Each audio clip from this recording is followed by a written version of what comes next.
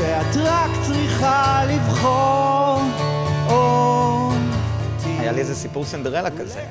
הקהל באמת היה קהל של חנונים שאהבו את האינטרנט בגיל צעיר, ואחת מהן הייתה הבת של מי שאז היה מנהל חברת התקליטים NMC. והיא אמרה לו, אבא, תחתים את יוני, הוא נורא מצליח באינטרנט. והוא אמר, מה זה האינטרנט?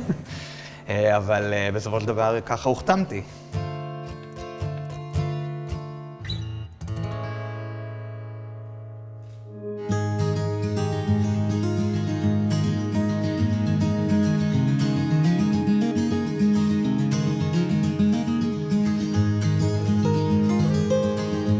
יוני בלוך. אהלן. ברוך הבא. בצל עץ התות שלנו. מתחת לעץ התות בכפר יושבים ומדברים. כן. הזמנתי אותך לחודש הנחת הרווחה של השנה. כי הקציר הסתיים.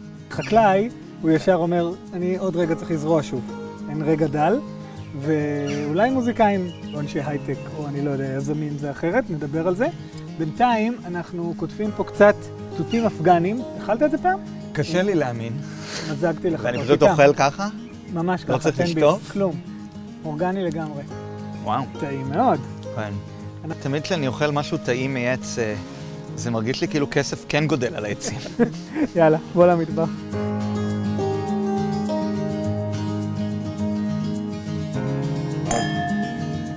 מה? אנחנו נלך היום על מתכון של מין עוגה כזאת שהיא מופרכת. אני דברים מופרכים. אתה תראה, אנחנו נשתמש גם במשמשים האלה שזו עונתם הקצרצרה ותותי העץ שכתפנו, ויהיה בזה קרם חלב ויוגורט ושמנת קיצר, הכל יהיה בפנים. אני אוציא לנו את החבר הזה. אבל לפני שאני אתחיל איתו, מה הבעיה שלך? למה אתה לא מוציא אלבומים? קודם כל אני מוציא. מה, בקרוב? ממש בקרוב, שנה. שנה, 15 שנה הקרובות זה קורה. הוא יוצא בקסטה. באמת? נשבע לך. אתה לא מבין כמה זה קשה להוציא אלבום בקסטה. איפה מקליטים עוד קסטות? פורטוגל. בהודו משהו? בפורטוגל מצאנו. כן, יותר קשה למצוא איך לנגן את הקסטות האלה אחר כך. זה אני לא חושב רלוונטי. קלטת חדשה ליוני בלוך. קלטה. קלטה. 4 ביצים אתה תשבור פנימה. עם קליפות זה בסדר? לא, בלי הקליפה. אתה צריך בלי הקליפה, בסדר? אבל אפשר את זה כזה, אם אני אצטרך להוציא אחרי זה, זה נורא? אני מקנא בזה שהכל מסודר כזה יפה. מה שזה מלא צלחות אחרי זה לעשות כלים, לא? אני חושב שזה... יותר נכון? כל אחד כשהוא יודע לעשות משהו, אתה יודע שהוא יודע לעשות את זה כשזה נקי ומסודר. נכון? כמו לכתוב קוד. זה בעצם פילו שהיבשנו. איזה סאונד מגניב, אה? אני רוצה תמלוגים אם אתה מסמפל את זה למשהו. בוא תביא מיקרופון פה ליד זה. זה כבר נראה טעים. זה כבר נראה טעים. אנחנו נניח לנו את זה בצד. אתה תפצה לי כאלה לחצי, שמור את הגוגויים, או אג'ויים, תלוי מאיפה באת. גוגויים.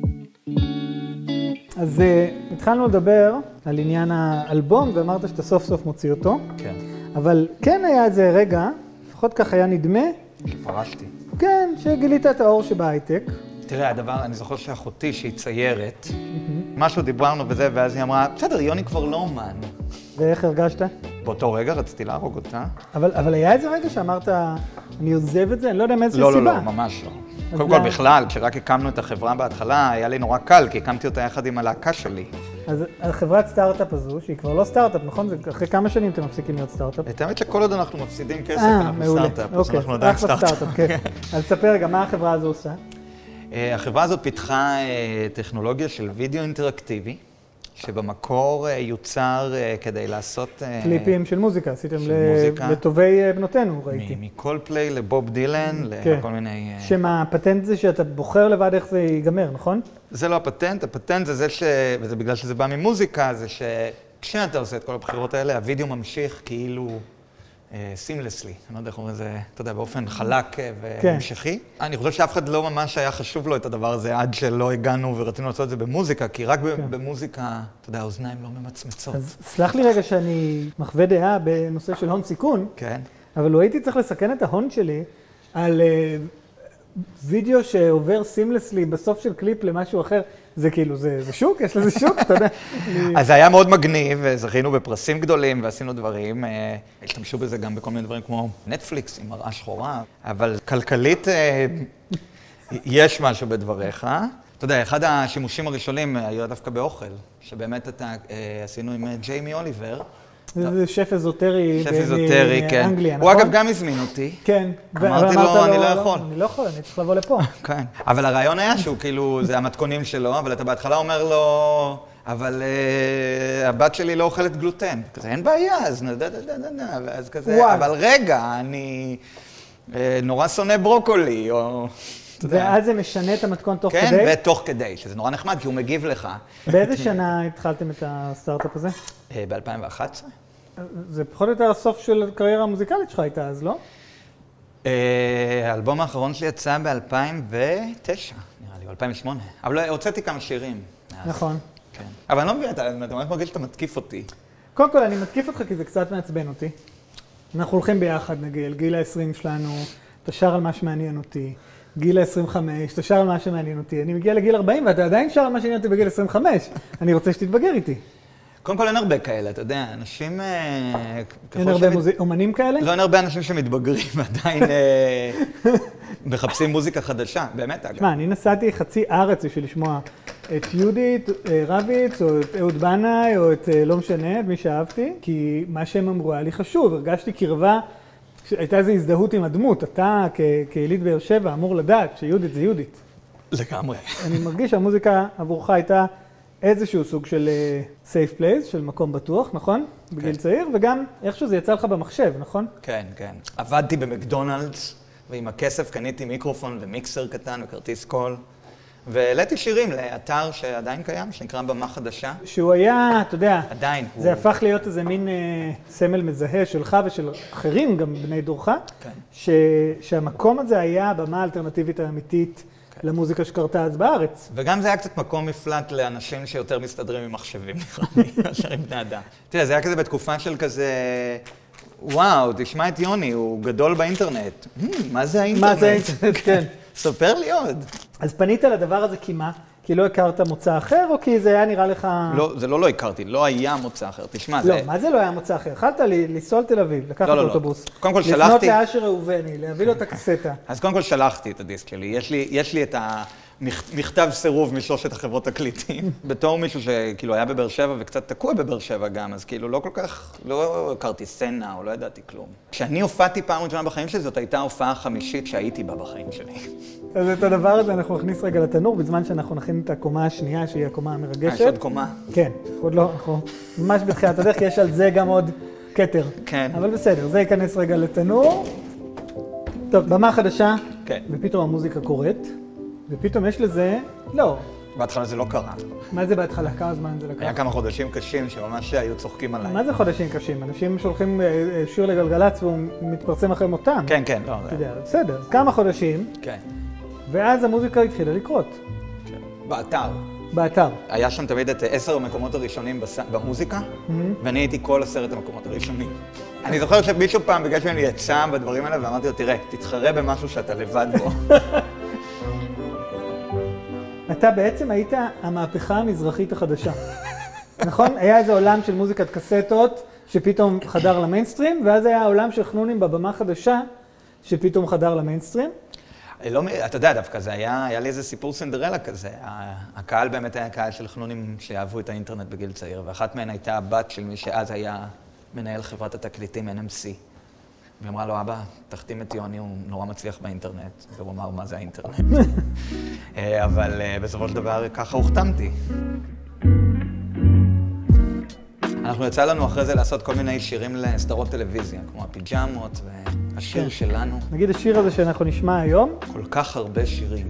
בגרסה שנכתבה לכוכב נולד, העונה הרביעית. כתבתי את השיר על זה שכאילו יש יותר מדי שירים בעולם, ומה צריך עכשיו אתה.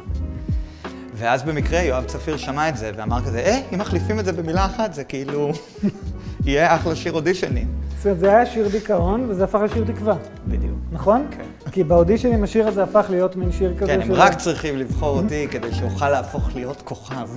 אתה יודע, הרבה אומנים חברים שלנו, זה אנשים שהם טוטליים באופן קיצוני. אתה יודע, אנשים שמשלמים את כל הכסף שיש להם כדי לקנות עוד גיטרה או להחליף מיתר, כן. ואתה עשית באמצע הדרך איזה מין, שומעים? יש לי עוד משהו לעשות רגע, זה גם טיפה יותר נוח, אפשר לגור בברוקלין. תראה, הבעיה שלי היא הפוכה. אני קצת מרגיש איך יכול להיות שאנחנו עוברים את החיים פעם אחת ועושים רק משהו אחד. וזהו, כאילו, כן. הייתי מרגיש שאני הולך למסעדה, זה לא שאני בוחר מה להזמין, זה שאני בוחר מה לא להזמין. אני מכיר את התחושה הזו, של האפשרות לעשות דברים במקביל. אני גם מכיר את התחושה שאתה גם יודע שאתה לא עושה שום דבר עד הסוף. אתה גם ממקבל, אבל... ראיתי את הוויקיפדיה שלך. אני מאוד ממקבל, כן. אבל אני מצר על כך. זאת אומרת, יש רגעים שאני מסתכל על השף, הקולגה שלי, העמית שלי, שמקדיש את כל חייו למטבח, ובאמת, אתה יודע, יש לו יותר מסעדות מילי, הוא נמצא בהם יותר לילות בשבוע וכן הלאה. יש בזה משהו שאתה אומר, אני לא עד הסוף, אני מאהב מסויג, אני נושא צלב במשרה חלקית. אני חושב שיש גם טוטליות שהולכת לרוחב. אחד שהצליח עם זה ממש, דה וינצ'י, אבל לא שאני משווה. לא שאני משווה. אבל הרבה יותר חשוב היום להיות מולטי אינסטרומנטליסט. הרבה מהמפיקים הכי גדולים או המצליחים ביותר, מדברים גם על פסנתר, גם על גיטרה, גם על... אם אתה מצליח ליהנות יותר מדבר אחד, אני חושב שזאת ברכה מדהימה. מודה שקשה לקרוא לסטארט-אפ יצירה, למרות שרבתי עם אחותי על זה. אבל כן, אני יכול להגיד לך שהמון פעמים היו לי השוואות מעניינות, או ייחודיות לפחות. הייתי אומר כזה, לא, חבר'ה, מה שאנחנו עושים פה זה כמו אלבום. ואתה כאילו כאלה דברים וזה.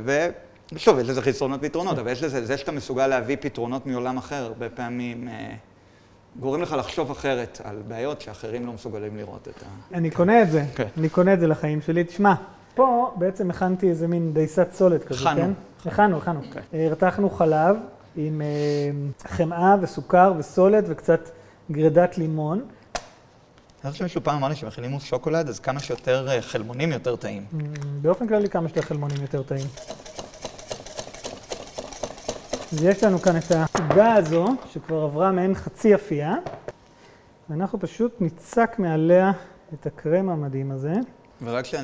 רק לתיאום ציפיות, תהיה עוד שכבה? תהיה עוד סירופ. אתה תלך לשיר לנו כשהעוגה בתנור. חודש טוב. תודה רבה. כל כך הרבה שירים, כל כך מעט מקום, תלבשי את הבגדים שאיתם תלכי לישון, תספרי את השניות לפני שזה נגמר. עכשיו כולם שומעים מבמקום ראשון, בסוף רק תזכרי איך לזמזם את הפזמון.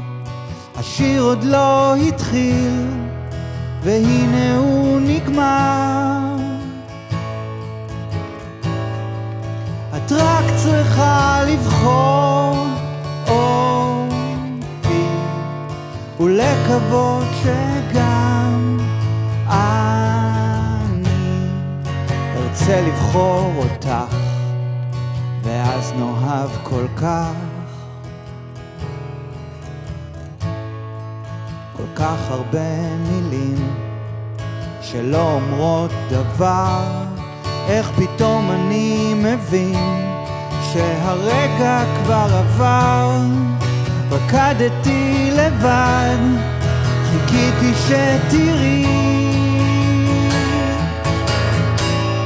שאת רק צריכה לבחור אותי ולקוות שגם אני ארצה לבחור אותך, ואז נאהב כל כך.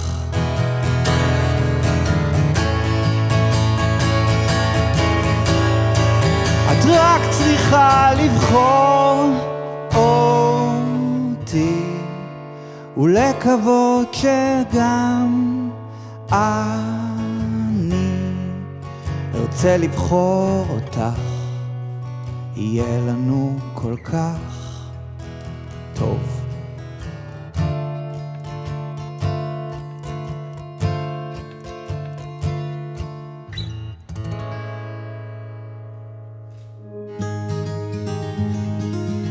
יוני. 5 שעות יושב, מחכה. זה לא רע. לא, רואים שמערכת את החמה. אז תראה, השיטה היא כזו. אני אוהב את הפינות. אתה אוהב את הפינות. כן. אתה איש של קצוות. אני ישר הבנתי את הסרט. לא, בלזניה נגיד, זה אל תמיד זה הכי טעים. באופן כללי. זה ידוע? זה נראה מטורף. תראה, אני אגיד לך מה הניצחון פה. זה גאוני, הקרפים האלה. איך קוראים לזה? אפילו. אפילו. כי הוא מכניס את האוויר. כן.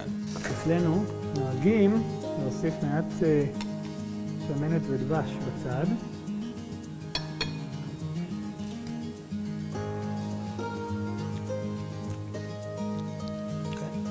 כן, כמו שדמיין. יותר טעים, באמת. אכן. אני למדתי הרבה לרוחב, במקביל. ותודה על המפגש